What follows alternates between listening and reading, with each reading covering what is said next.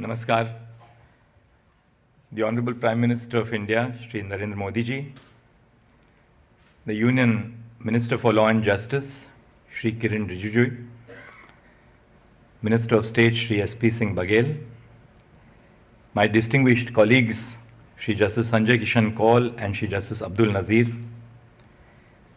my brothers and sisters on the bench of the Supreme Court, Chief Justices of the High Courts, Judges of the High Courts, the Attorney General for India, Shri R. Venkatramani, Shri Tushar Mehta, Learned Solicitor General, the President of the Supreme Court Bar Association, Shri Vikas Singh, Shri Manan Kumar Mishra, Chairman Bar Council of India, our most valued guests who are in physical attendance, and citizens of India who have joined us virtually. I have pleasure in welcoming in our midst the Honorable Prime Minister of India.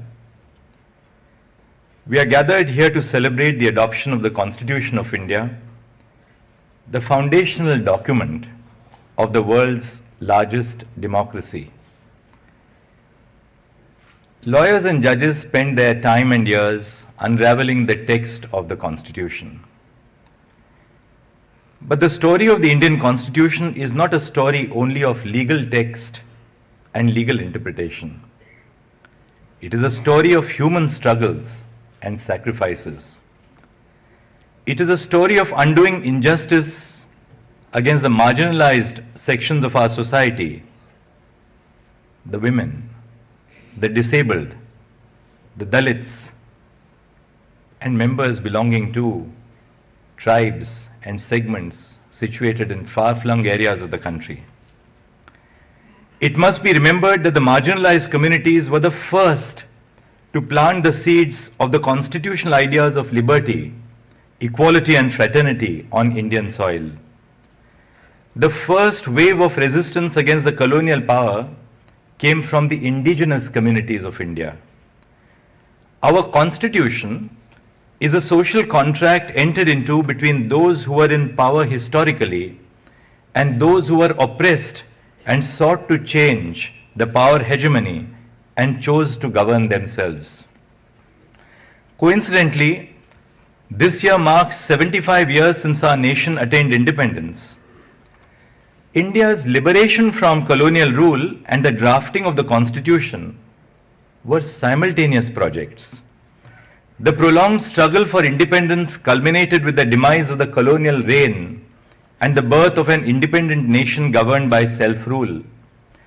However, the death of the colonial regime was not accompanied by a simultaneous birth of constitutional values that we hold on so dearly to.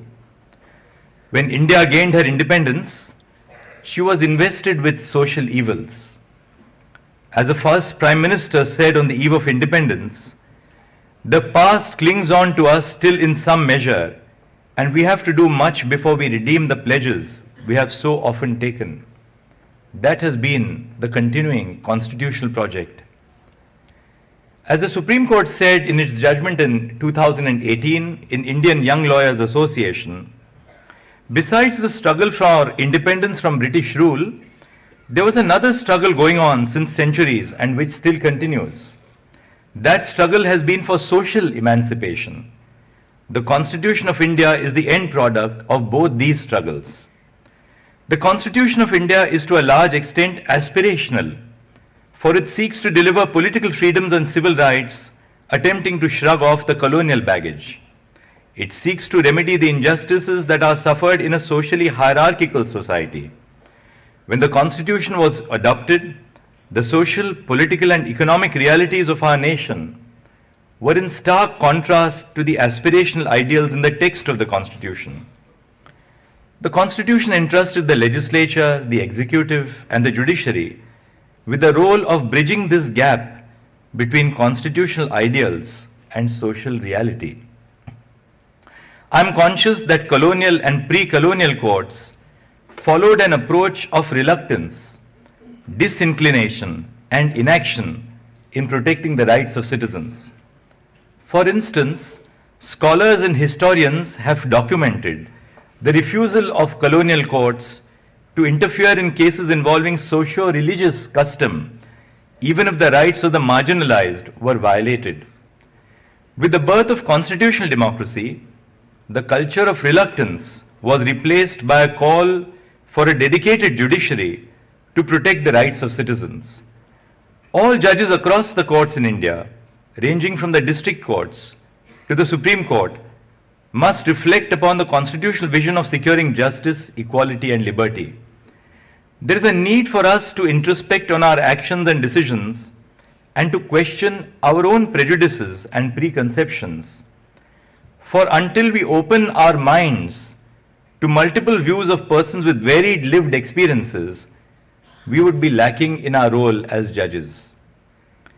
An institution thrives with time only when it functions democratically.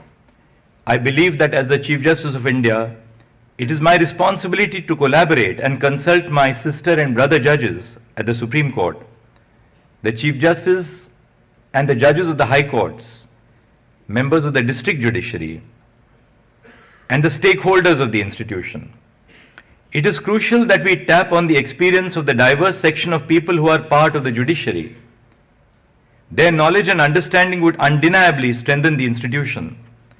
That is why it is all the more important that the representation of marginalized communities and women in the legal profession and the judiciary is enhanced. The Indian courts have been at the forefront, protecting the rights of the marginalized groups and upholding the rule of law. The jurisprudence that has emanated from our courts in India has influenced decisions in far-flung nations as diverse as Australia, Kenya, South Africa, Jamaica, Uganda, Fiji, Sri Lanka, Bangladesh, Nepal, Malaysia, and Singapore, which share similar problems. In a nation as large, diverse, and graded as ours, the paramount challenge that the judiciary as an institution faces is to ensure that the justice delivery system is accessible to everyone. Challenges require dedicated actions. The Indian judiciary has been adopting several measures of institutional reforms with a single objective, and I borrow the celebrated phrase of American civil rights activist Dr. Martin Luther King Jr. to describe it: to bend the arc of the moral universe towards justice. We have been adopting technology to improve the working of courts. It is of supreme importance and necessity that the courts are remodeled to reach out to the people instead of the people reaching out to the courts in their quest for justice. To ensure that the courts reach out to the people, it is essential that the process of litigation is simplified and made citizen-centric. Though the judiciary's engagement with technology gained prevalence during the COVID-19 pandemic, we must not dismantle the infrastructure but build upon it. And I would earnestly request the Chief Justices of the High Courts to ensure that the technological infrastructure on which public funds have been spent is not dismantled but strengthened further. The Supreme Court now functions in a hybrid mode with both online and offline courts, which enable lawyers and parties in person to appear from different parts of the country. Though the Supreme Court is located on Tilak Marg, the Supreme Court is a Supreme Court for the entire nation. As the Chief Justice, I am attempting to adopt technology-based services in the listing of cases and court hearings so that institutional flaws such as delays in listing and hearing can be removed from our vocabularies. The E-Committee of the Supreme Court of India uses technology to make the justice delivery system more accessible and citizen-centric. The National Judicial Data Grid is a repository of 77 lakh judgments of the High Courts that are available to every citizen free of cost. Additionally, various citizen-centric services are employed to reach out to the people at the grassroots level. While technology has ably aided us in ensuring functionality of the judiciary during the pandemic, technology must be augmented with institutional reforms to resolve the chief issues of access to justice. The first interface of the people with the judicial system is the district judiciary. It is thus of paramount importance that the district judiciary is strengthened and supported. The district judiciary must be lifted from the mindset of being a subordinated judiciary. Today, the Honorable Prime Minister of India is present here to launch the e-initiatives, namely the virtual justice clocks, the Justice IS mobile application 2.0, digital courts, and S3 VAS websites of district courts. The virtual justice clock is a platform where information available through the National Judicial Data Grid is made available to the public.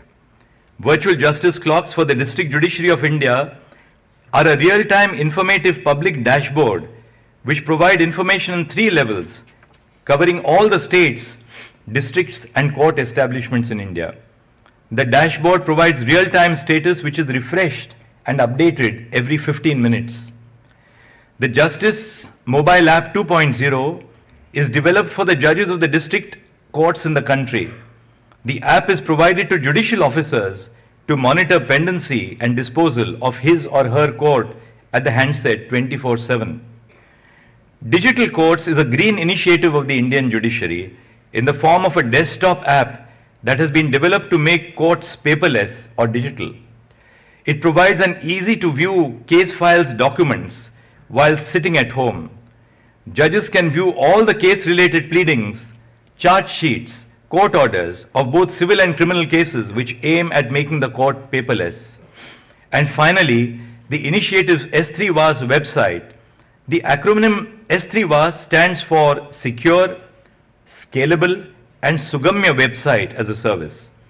Through the Digital Court and S3 VAS initiatives, the websites of district courts are being upgraded from the existing system to a platform which is secure, scalable, and accessible.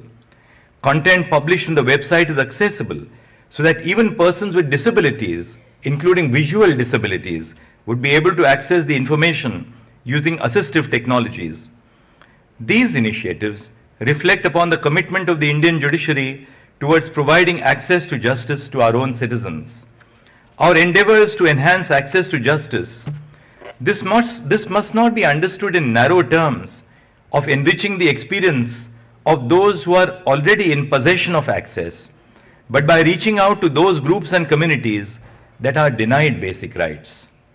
Access to justice must be defined in the expression of upholding the faith and perception that the general public holds in the legal system.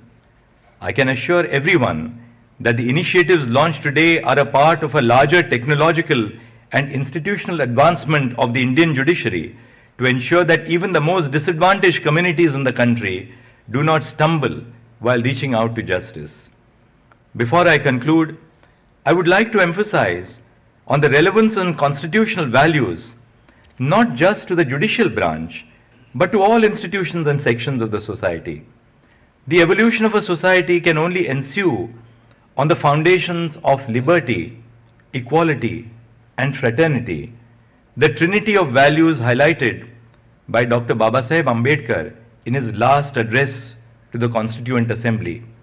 Therefore, I appeal to the young minds to reflect on the social realities of India and work towards achieving fraternity by dedicating themselves to the cause of justice in whatever way possible.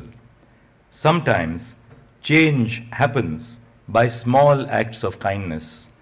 The heart and the soul of law, as it is administered in our courts, is our sense of compassion to our citizens. With that, I thank you. Jai Hind.